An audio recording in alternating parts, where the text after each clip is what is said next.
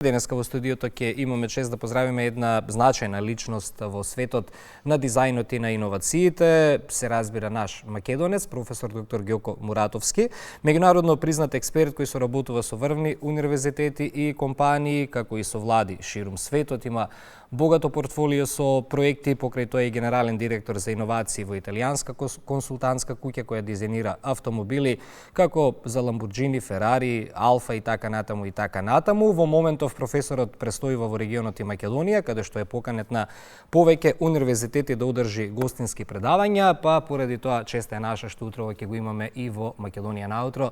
Професоре, добро утро и добре ни дојдовте. Добро утро, фала на поканата. Ќе ни биде чест да направиме едно интервју со вас. Се надевам дека ќе го искористиме максимално времето кое што го имаме.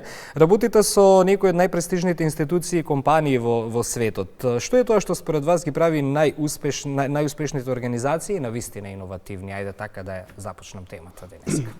Тоа е всушност многу добро прашање. Има долг одговор и краток одговор на тој. Да го прилагодиме ние за одговор. нашиве термини. Една многу необична работа за тоа е дека всушност стравот е тоа што ги прави иновативни. Многу луѓе не очекуваат тоа, дека е тоа. Тие компании што се на тоа ниво единствено реагираат иновативно само кога се загрозени. Доколку не се чувствуваат загрозени, не носат никакви промени. Само стравот од губење на нивната позиција што ја имаат е тоа што ги мотивира да бидат иновативни.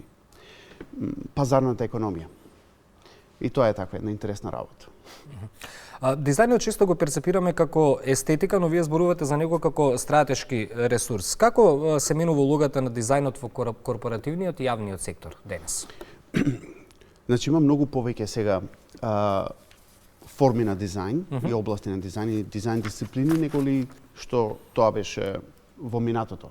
Во последниве некои си 25 години дизајнот многу се прошири и се редефинира. Има еволуција на самата област на дизајн. Формата за естетика, дизајнот како естетика доаѓа повеќе од начинот на образование кој што претежно се наоѓа во уметничките школи и академии. Тој таков дизајн не може да се аплицира во корпоративни цели на таков начин на кој што јас сега го работам во некои делови. Така да сега имаме нови форми на дизајн, каде што е, например, дизајн на системи, дизајн на одржлив развој и така натаму. И тоа е тој стратешки тип на дизајн на кој што сега се користи. Исто, како и дизајн за искуство на корисниците, например.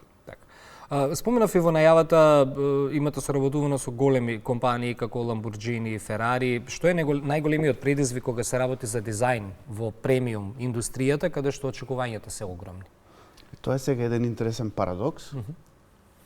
Точно во тие области естетскиот дизајн доминира. Кога станува збор за луксузни брендови од тој тип, тука многу помалку е пристапен тој другиот корпоративен дизајн. Тука е вниманието на детали е на прво место, се бара перфекција. А со италијаните генерално ние не сме многу различни како менталитет, нели све и тоа на начинот на работа. Јас со италијаните работам. Но кога ќе дојде за таков тип брендови, нема никаков компромис. И тоа е едно од По тоа се издвојуваат најверојатно, затоа се поуспешни. Да. Затоа што тука више најситните детали се многу битни. Но велат тоа го прават успешните луѓе и компании. Да. И во деталите е клучот, велат. Во деталите е клучот. Има и некои интересни други моменти. Сега имам еден многу добар пријател, он работи за конкурентска компанија, Pininfarina, може да се слушнала. Тој што туку се пензионира, значи повозрастен човек. Они многу повеќе работат со Ferrari неголи ние повеќе работиме со Lamborghini. И јас со него кога разговараме за овие работи, он ми вели на мене, вика, Ѓоко, ми е незгодно да се представам како дизајнер. Јас сум уметник. Ја правам скулптури. И тоа е точно. А има и друг еден момент каде што мора да се познава историјата на брендот, мора да се познава начинот на живот на клиентите и искуството што вие брендови стремат да го доловат. Имам ја друг еден пријател, тој е дизајн менеджер за Jaguar и некојаш ќе ми дојде на гости, пошто исто и предавам и со студентите, и ќе ги праша студентите, вика, кој сака од вас, вика, да дизајнира Jaguar? И сите вика, да, јас. Кој од вас, вика, има возено Jaguar? Вика, никој. Па вика, не може, вика, да знаете како да дизајнирате Jaguar ако немате осетено што значи да се вози Jaguar. Па донесовме неколку Jaguara, па ги вртевме студенти со кругови, едно друго, вика, мора да знаеш што значи кога ќе седнеш во таа кола, како да го доловиш тоа чувство, нели, за тоа е тоа што клиентите го очекуваат од нас. Ти ако не знаеш како да го доловиш тоа чувство, не можеш да дизајнираш. Има некои такви, тоа е сосема друг еден начин на работа кога се работи за такви престижни брендови. Така. А дел од вашата работа е соработка со влади, со Белата куќа во САД, како изгледа примената на дизајнерско размислување во јавната политика и во институциите таму? Да. Тоа е више на сосема друг левел, сосема друг начин. Тука веќе не тој начин на размислување и тој класичен формат на дизајн нема никаква примена. Тука веќе се работи системски дизајн на системи. Мора да се има огромно познавање на корисниците на државните услуги и на државната администрација. И тука веќе се работи на начин каде што корисникот, граѓанинот, мора да се стави на прво место и услугите, државните услуги и услугите на државните агенции мора да се дизајнираат околу корисникот. Не е секогаш тоа многу успешно, тоа е многу тешко да се направи, нели? Но целта на таа програма, каде што јас бев вклучен, тоа е председателската програма за иновации, јас бев како советник, целта е да се допринесе таков начин на размислување во државната администрација. Така да, тоа е една многу специфична работа. Ја почнав со администрацијата на Обама и потоа продолжив на Трамп администрацијата во првиот мандат. Имате меѓународна кариера, но веќе кажав повторно сте во Македонија и регионот со нов проект. Можете ли да ни откриете нешто повеќе за книгата за архитектурата на Скопје по земјотресот? Тоа е една тема што ми е многу блиска до срцето и многу ме интересира и приватно и лично ме интересира. Нели никој не ми побарал тоа тој проект да го работам. Но тоа е на повеќе начини ме допира. Прво, јас сум од Скопје, сум пораснал тука во тој град. Таа бруталистичка архитектура, јас многу ја сакам, ја почитувам. Јас дури имам и држано говор на таа тема на 50 годишнината од мастер планот на Скопје на G20 лидерскиот самит. Ја бев еден од главниот говорник на културната програма на G20 лидерскиот самит во Австралија 2014, што коинцидираше со таа тема.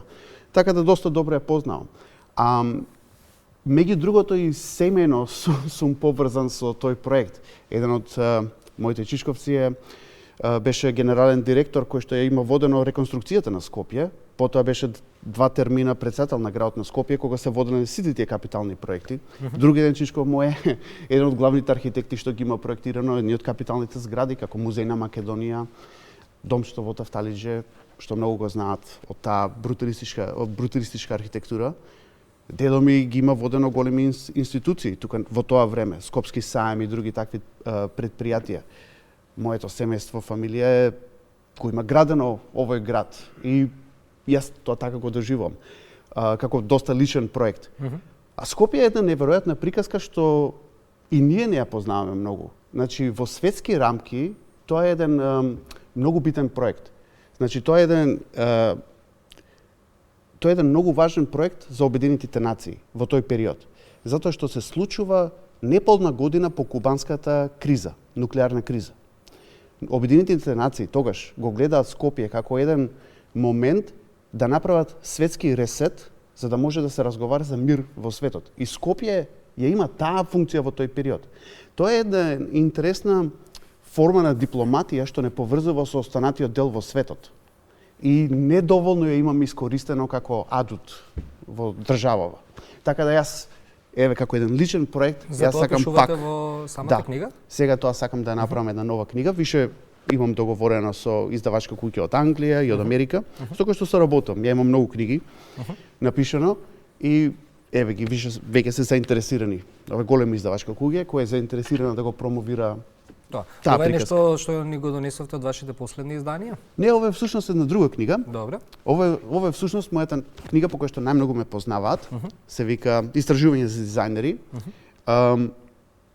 Оваа книга, јас мислев дека ќе биде најдосадната книга што сум ја напишал, пошто генерално како учебник, но испасна најуспешната. Нешто спротив. Се чита во 155 земји, се користи како учебник во повеќе од 500 универзитети во светот. Преведена е на кинески, на арапски, на персиски, да многу други јазици и поради оваа книга всушност ме викна во Белата куќа. А сега исто поради оваа книга започнав разговори со принцесата Нура во Саудиска Арабија, каде што сакаат да им помогнам да направат курикулум за нивните универзитети на основа на оваа книга. Така да понекогаш е доста неочекувано како работите се одвиваат. Кога зборуваме за новото време, во време на вештачка интелигенција и автоматизација, каде останува човекот и креативноста во процесот на дизајнот и иновациите? И полека ли ќе ги губат овие учебници, ќе губат ли својата вредност? Не, всушност потребни се вакви учебници за да може вештачката интелигенција да функционира. Мора да прашаме тоа да разјасним, Да. луѓето имаат погрешна перцепција за вештачката интелигенција, дека готово се на неа може да се потпреме. Не. Тоа е добра алатка, но е алатка. Значи не може да го замени човекот. Вештачката интелигенција нема емоции, нема цел, нема мотивација. Не креира, процесира. И тоа се создава илузија дека нешто, нели, прави доста посериозно, но на крајот на криштата тоа е еден доста софистициран дигитрон. Да му го дадеш на дете, тој дигитрон ќе искуца детето, пак ќе ти покаже нешто. Да му го дадеш на возрастен што знае да го користи, тоа е многу добра алатка. Но илузијата е кога не знаеш како да ја користиш, мислиш дека ти дава некои си интересни решенија. Но не може никогаш да го замени човекот во форма на начинот на размислување. Така. Што би им порачале на младите дизајнери и студенти што сакаат да изградат меѓународна кариера? Со што и од каде треба да почнат?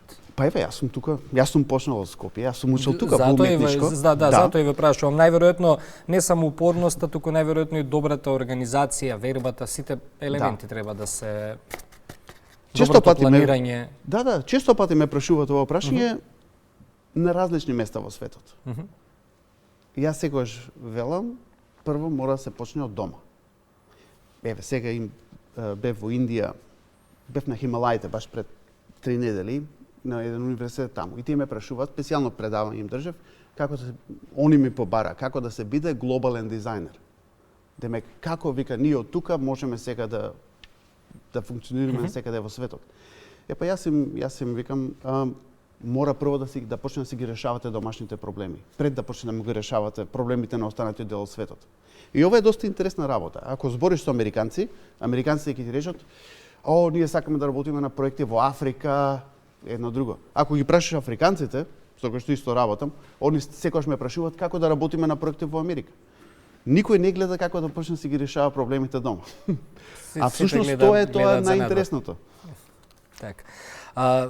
Како вие лично го дефинирате успехот? Дали тоа е иновација, влијание или нешто подлабоко што не се гледа од надвор? За мене успехот генерално би бил да стигнеш на ниво на кое што можеш да го работиш тоа што го сакаш, а не тоа што мораш да го работиш.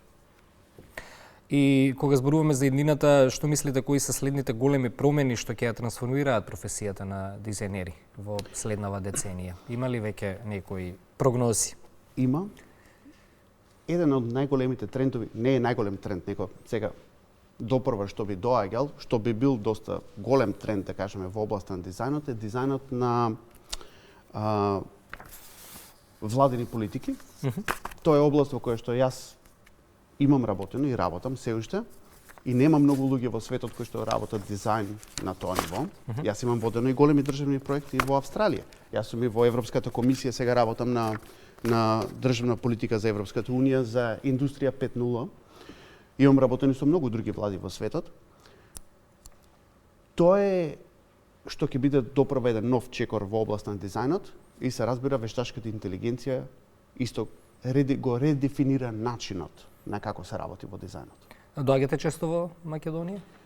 Некогаш се случува да не се појавам неколку години, може едно 5 години да ме нема, некој пат ќе се појавам 3 пати во годината. Се зависи од Се зависи активностите и од обврските. Како се обврските. Ви благодарам што утрово дојдовте и ја прифативте поканата малку да поразговараме на поопшти теми, сакав да опфатиме нели во овие Добри теми опфатив. 15 на минути од се по нешто. Се надевам не бевме конфузни за нашите гледачи, иако има теми каде што треба и детално да се задржиме, но тоа и во некоја друга прилика кога ќе ни дојдете повторно во Македонија наутро.